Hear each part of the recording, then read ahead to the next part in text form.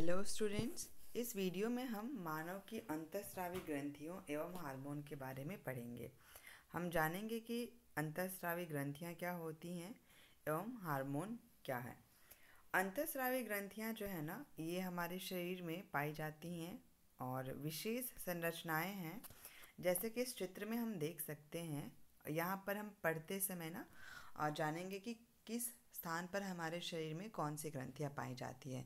किंतु यहाँ पर जो ये 8 ग्रंथियाँ दिखाई गई हैं ना, ये विशेष संरचनाएं हैं। ये 1 से लेकर 8 तक विशेष संरचनाएं क्यों? क्योंकि एक विशेष रसायन स्रावित करती हैं और उस विशेष रसायन को हम हार्मोन कहते हैं। तो हार्मोन स्रावित करने वाली संरचनाओं को हम ग्रंथि कहते हैं। और जो ग्रंथियाँ अपने हार्मोन को सीधा रुधिर में स्रावित करती हैं, उन्हें हम अंतःस्रावी ग्रंथियाँ कहते हैं।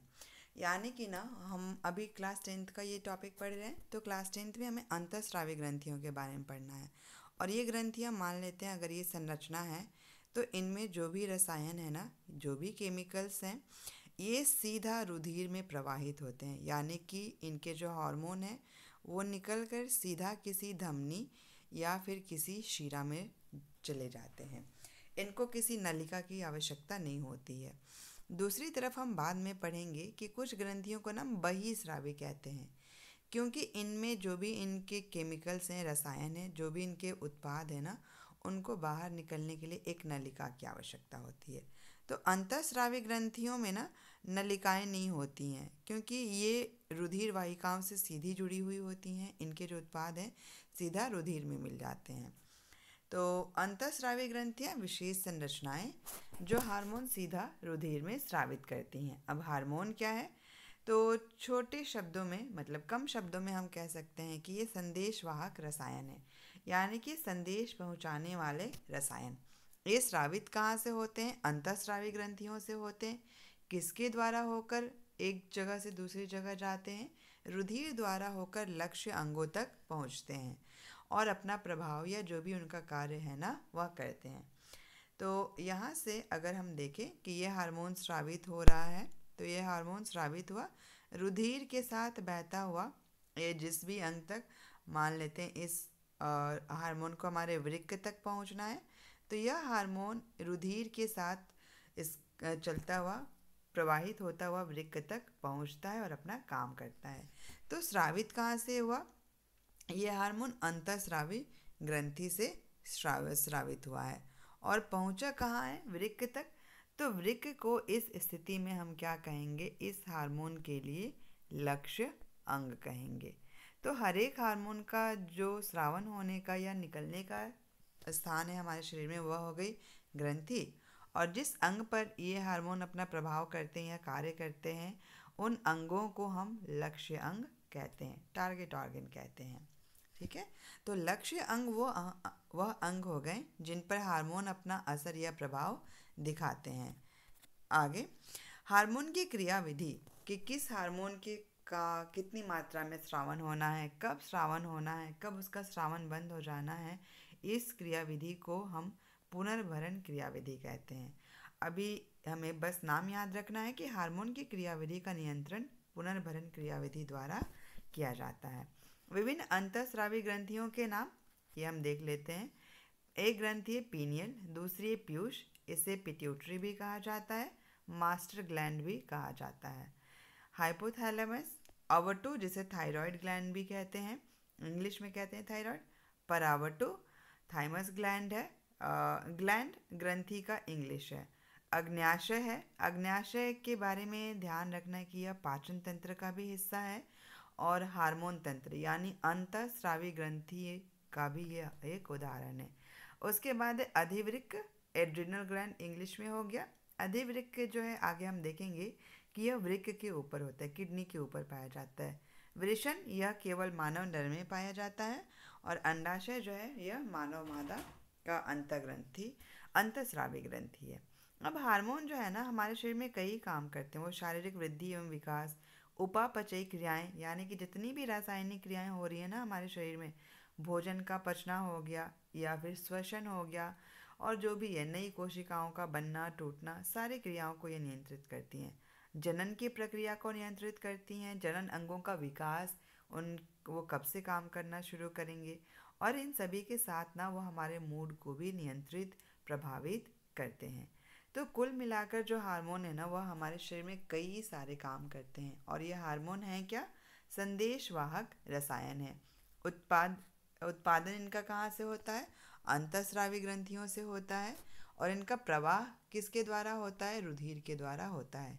यह अंतःस्रावी ग्रंथियों द्वारा निकलते हैं, स्रावित होते हैं और पहुँचते कहाँ हैं, लक्ष्य अंगों तक। इनको पहुँचाता कौन है, रुधिर पहुँचाता है। इनके कार्य का नियंत्रण कौन सी विधि द्वारा होता है, पुनर्भरण क्रिया विधि द्वारा होता है। आगे हम लोग पढ़ते हैं कुछ ग्रंथियों के नाम जो अभी हमें जानने हैं। उनसे निकलने वाले हार्मोन, उस हार्मोन का क्या कार्य है, और उस हार्मोन की कमी से या फिर उस हार्मोन की अधिक मात्रा में स्रावन होने से क्या बीमारी या हानिकारक प्रभाव दिख सकता है। सबसे पहले पीयूष ग्रंथि, पिट्यूटरी ग्लैंड हमारे मस्तिष्क में पाया जाता है। इस ग्रंथि को ना हम मास्टर ग्रंथि भी कहते हैं, मास्टर ग्लैंड कहते हैं। ठीक है, तो पिट्यूटरी, पीयूष, मास्टर ग्रंथि, इससे निकलने वाला जो एक हार्मोन है वह है वृद्धि हार्मोन। हायर क्लासेस में आप पढ़ेंगे कि पिट्यूटरी जो है ना उससे 9 हार्मोन निकलते हैं, लेकिन अभी बस एक ही हार्मोन का नाम पढ़ना है, वृद्धि हार्मोन। जैसा इसका नाम है वैसा ही काम है कि शरीर की सामान्य वृद्धि एवं विकास को नियंत्रित करना। और अगर बचपन में इसकी कमी हो जाए ना तो बौनापन हो जाता है, या फिर अधिक मात्रा में इसका स्रावन हो तो जो लंबाई है किसी व्यक्ति की ना वह अत्यधिक हो जाती है। आगे दूसरी ग्रंथि है अवटु या थायराइड ग्रंथि। थायराइड इंग्लिश नाम है, अवटु हिंदी नाम है, और यह हमारे गले में सामने की तरफ स्थित होती है।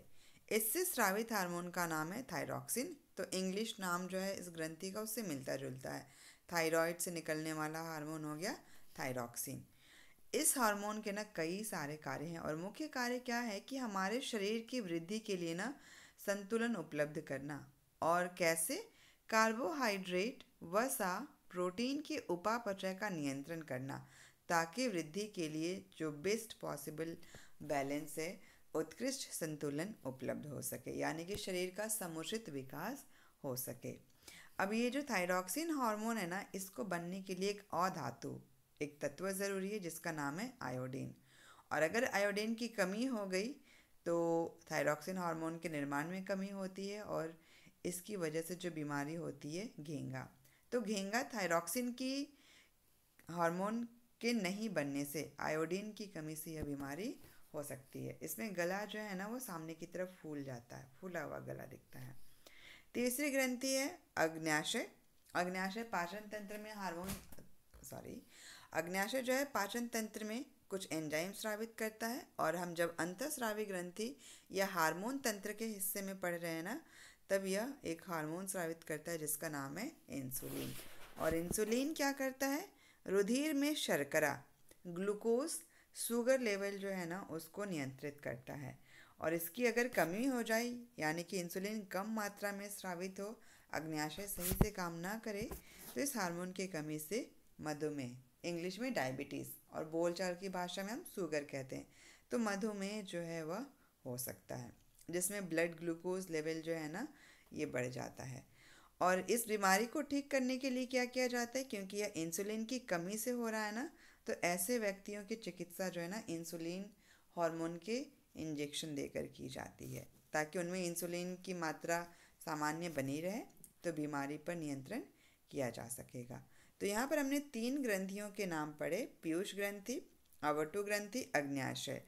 और इन तीनों का नाम, इनसे निकलने वाले हार्मोन और इनकी कमी से जो होने वाली बीमारियां हैं वह ध्यान में रखना है।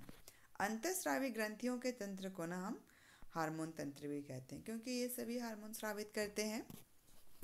अगली ग्रंथि है एड्रीनल, और एड्रीनल ग्रंथि को हम हिंदी में अधिवृक्क ग्रंथि कहते हैं, और इनकी स्थिति का है वृक्क के ऊपर, यानी कि किडनी के ऊपर। तो ये अधिवृक्क ग्रंथि है, एड्रीनल ग्लैंड, और इससे निकलने वाले हार्मोन का नाम क्या है, एड्रीनलिन। तो इंग्लिश में जो नाम है ग्रंथि का उससे मिलता हुआ नाम है एड्रीनल ग्लैंड, एड्रीनलिन हार्मोन। और इसी हार्मोन को ना इमरजेंसी हार्मोन भी कहा जाता है। इस हार्मोन को फ्लाइट हार्मोन भी कहा जाता है, क्योंकि शरीर को जब आवश्यक परिस्थितियों में तैयार करना होता है ना, जैसे कुछ खतरा आ गया, भागना हुआ, तो वैसी स्थितियों में ये हार्मोन जो है ना तुरंत हमारे रुधिर में स्रावित होता है और शरीर पर अपना असर दिखाता है।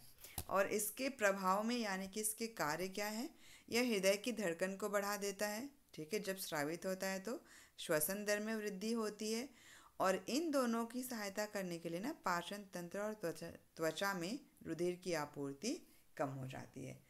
तो इमरजेंसी हार्मोन का नाम हो गया एड्रिनलिन, जो स्रावित होता है एड्रिनल से, और हिंदी में इसका नाम एक बार फिर से लिख देते हैं, अधिवृक्क ग्रंथि। और इसकी स्थिति कहाँ है, वृक्क के ऊपर, यानी कि हमारे पास दो वृक्क है, तो इन ग्रंथियों की संख्या भी जो है ना वह दो है। बाकी सभी ग्रंथियों की संख्या एक है। हमारे शरीर में दो अधिवृक्क एड्रिनल ग्लैंड होते हैं। अगली जो ग्रंथि है वृषण, यह केवल मानव नर ह्यूमन मेल में पाई जाती है, और यह क्या काम करती है, नर हार्मोन को स्रावित करती है, जिसका नाम है टेस्टोस्टेरॉन। तो वृषण जो बस ह्यूमन मेल में पाया जाता है, इसका काम है टेस्टोस्टेरॉन का स्रावन करना, इसका उत्पादन करना। इसे नर हार्मोन भी कहते हैं, और यह इसका जो मुख्य कार्य है वह लैंगिक लक्षणों एवं जनन अंगों का विकास करना।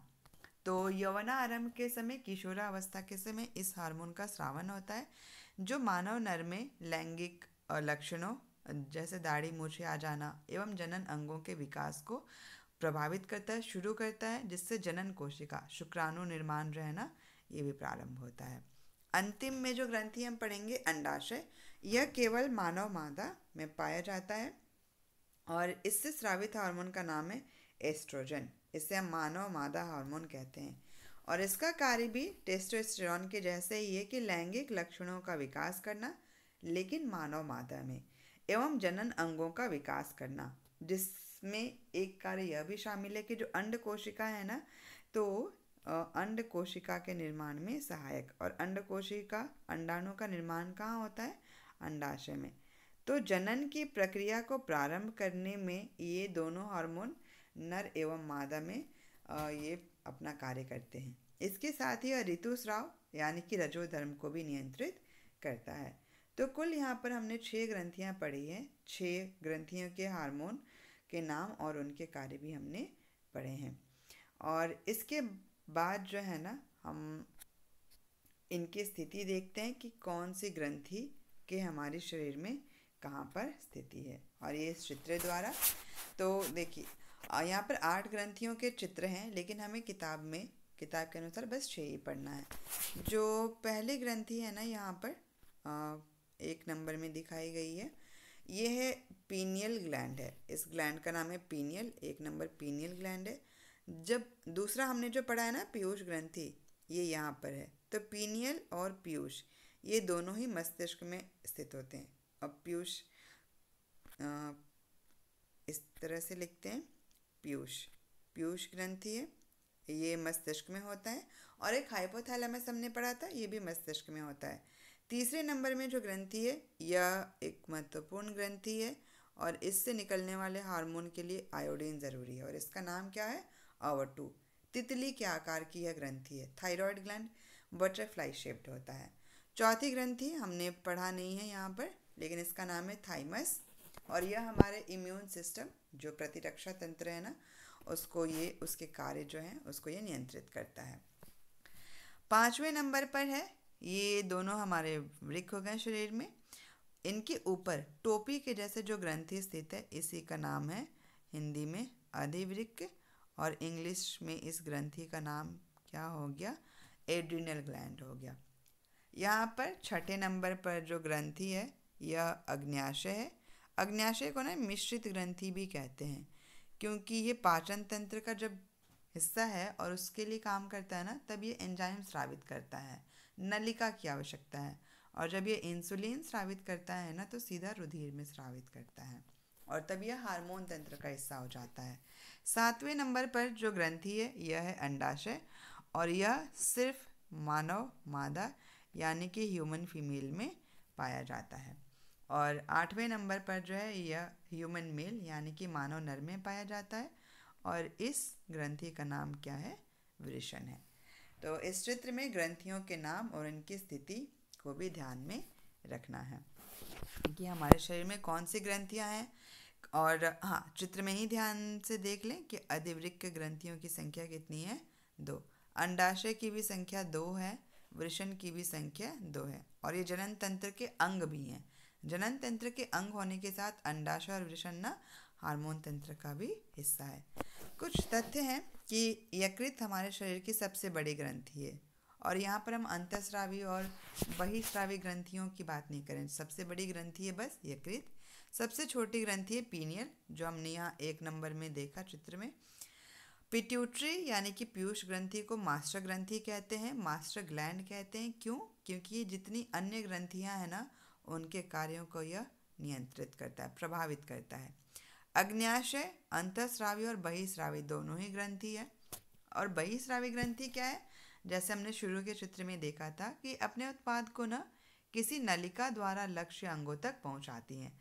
यानी कि इस तरह से अगर हम एक सिंपल सा डायग्राम बनाना चाहें तो इस तरह से ये सारे इसके रसायन हो गए, चाहे वो पसीना हो या फिर तेल हो या हमारे आंसू हो, वह एक नलिका, एक पाइप जैसी संरचना से ये प्रवाहित होते हैं और जो भी इनको जिन अंगों तक पहुंचना है ना, ये वहाँ तक पहुँच जाते हैं।